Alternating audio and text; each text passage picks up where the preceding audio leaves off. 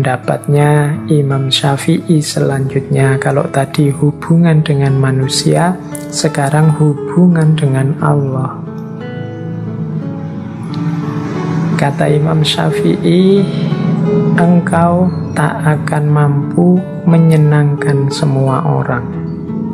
Karena itu, cukup bagimu memperbaiki hubunganmu dengan Allah dan jangan terlalu peduli dengan penilaian manusia. Di antara yang sering menghalangi kita, yang sering menghambat kita saat melakukan yang baik dan yang benar adalah penilaian manusia. Loh, memperhatikan penilaian manusia boleh, tapi dia tidak boleh sebagai variabel yang dipentingkan melebihi yang lain, melebihi ridho Allah, melebihi kebenaran dan kebaikan itu sendiri.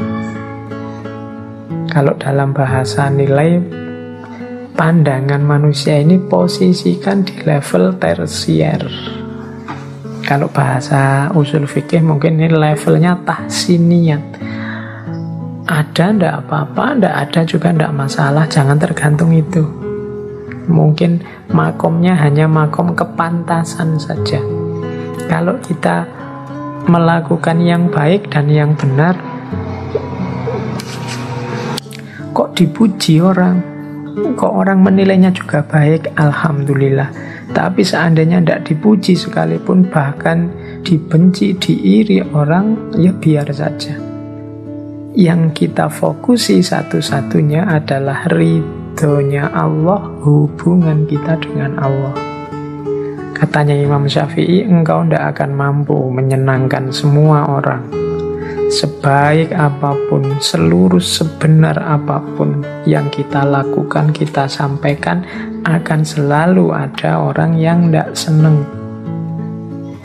Siapa yang punya channelnya YouTube, kalian merasa ini loh yang saya sampaikan ini baik loh, kok masih ada yang jempol ke bawah ya, kok masih ada yang tidak suka ya.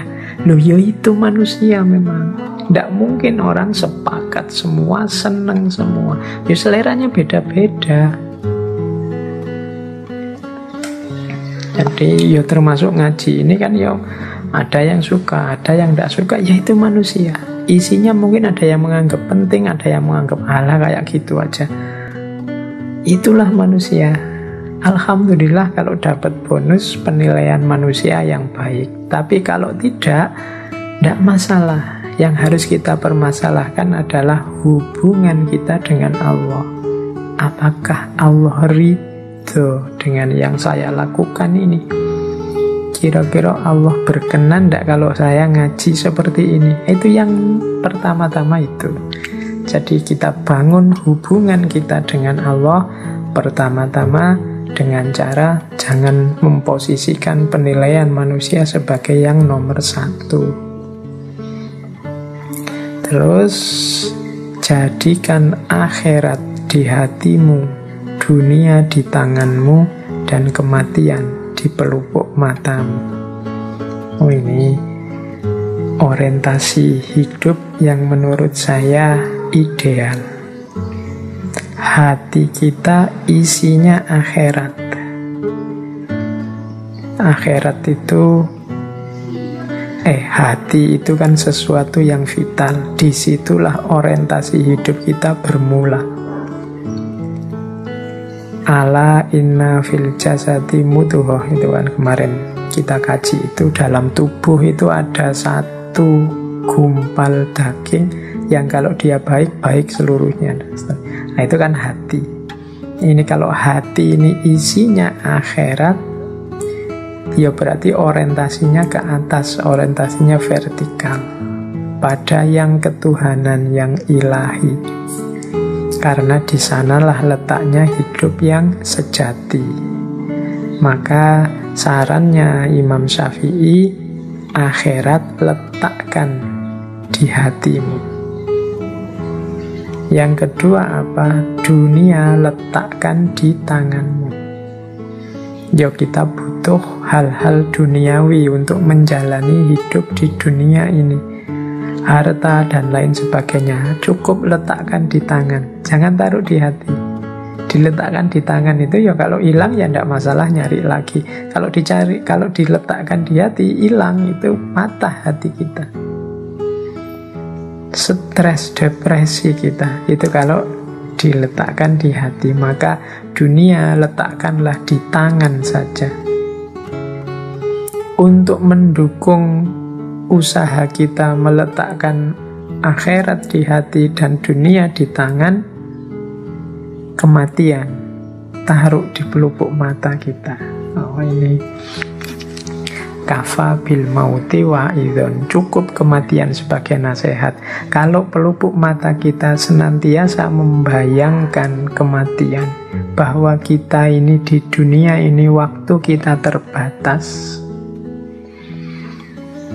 maka insya Allah hidup kita tertib, teratur, sadar tentang yang sejati, sadar tentang kehadiran Allah dalam hidup ini. Jadi letakkan kematian di pelupuk mata. Ini nama lain dari ingat-ingat selalu akhir hidup kita tidak lama lagi. Ingat-ingat selalu bahwa semua orang, tidak hanya yang tua, yang muda juga, yang kecil juga, kalau sudah saatnya akan bertemu dengan kematian. Ini akan membuat hidup kita lebih tertib, lebih serius, mendekat kepada Allah, dan lebih fokus pada hidup akhirat daripada hidup dunia. Ini nasihat yang kedua tentang hubungan dengan Allah. Terus jangan mencintai orang yang tidak mencintai Allah. Kalau dia berani meninggalkan Allah, apalagi meninggalkan engkau. Wah, ini kalimatnya agak romantis. Jangan mencintai orang yang tidak mencintai Allah. Kalau dia berani meninggalkan Allah, apalagi meninggalkan kamu. Carilah teman yang membantu kita semakin dekat dengan Allah. Kita ajarkan anak, istri, suami, keluarga untuk mau bersama-sama kita mendekat kepada Allah.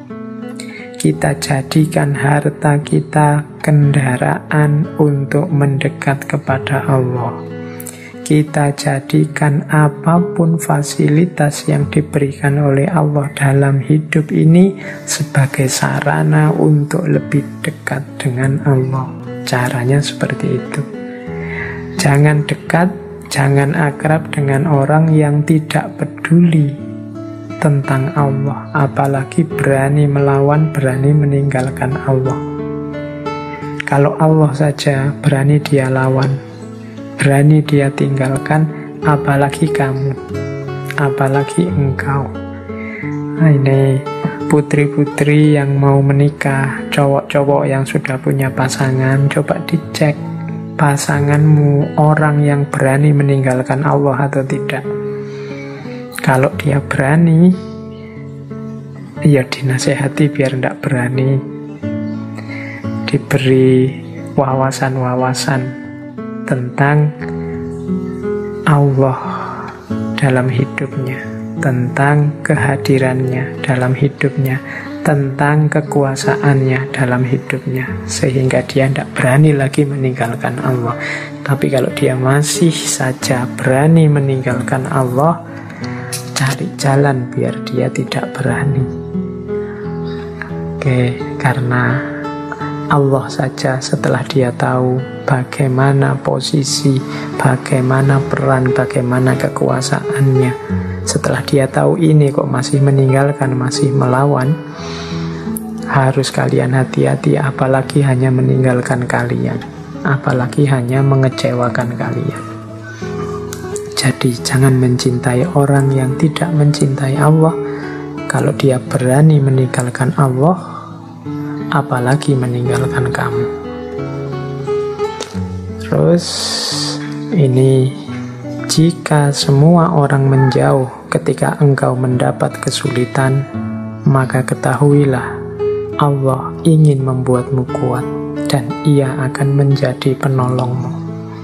Kesulitan apapun yang kita hadapi, kalau menurut nasihatnya Imam Syafi'i ini, mari kita baca sebagai keinginan Allah untuk membuat kita kuat. Hari ini masih dalam situasi pandemi. Mari kita baca pandemi ini keinginan Allah membuat kita lebih kuat. Kita disuruh lebih kuat menjaga imunitas tubuh. Kita disuruh lebih kuat dalam menjaga kebersihan. Kita disuruh lebih kuat dalam menahan diri tidak banyak keluar rumah. Jadi apapun ujian, apapun kesulitan itu sebenarnya Allah ingin membuat kita lulus jadi orang yang lebih kuat karena berhasil menaklukkan kesulitan itu. Dan jangan lupa, Allah juga nanti yang akan menjadi penolong kita. Oke, jadi ini hubungan yang harus kita bangun dengan baik dengan Allah. Musibah yang membuatmu mendekat kepada Allah itu lebih baik daripada kenikmatan yang membuatmu jauh darinya. Nah, ini wasiat dari Imam Syafi'i. Berarti buahnya musibah termasuk pandemi yang sekarang kita alami antara lain harusnya semakin dekatnya kita kepada Allah. Ayo mari kita muhasabah. Kalau ada waktu coba kita introspeksi diri. Dulu sebelum datangnya pandemi, ya bulan-bulan Maret lah ya, itu sedekat apa kita dengan Allah? Sekarang sedekat apa kita dengan Allah? Sudah sekitar 8 bulanan lebih. Sedekat apa kita dengan Allah? Harusnya musibah ini membuat kita semakin ingat Allah, semakin dekat kepada Allah. Ya kalau tidak, segera kita mulai semakin mendekat kepada Allah. Kita harus lulus. Wong kita ini sudah berat menjalani ujian, menjalani musibah. Kalau tidak lulus kan rugi kita. Semoga nanti kalau tidak lulus tidak ada remedi ya. Ujian susulan nanti tambah panjang lagi pandeminya. Atau jangan-jangan Pak ini kok pandeminya tidak selesai-selesai. Jangan-jangan ini ujian yang diremedi terus oleh Allah karena kita tidak lulus-lulus. Kita tidak tambah dekat kepadanya. Yo, mari kita introspeksi ya. Karena seperti dawuhnya Imam Syafi'i ini, musibah yang membuat lebih dekat kepada Allah itu lebih baik daripada kita tidak diberi musibah, hidup lancar, enak terus, tapi jauh dari Allah. Lebih tragis lagi, musibah yang membuat jauh dari Allah. Ini lebih tragis karena di dunianya sudah susah, mungkin di akhiratnya juga susahnya double. Oke, mari kita bangun hubungan yang baik dengan Allah. Nah, kita masuk ke tema yang lain. Tema hubungan dengan manusia sudah, tema hubungan dengan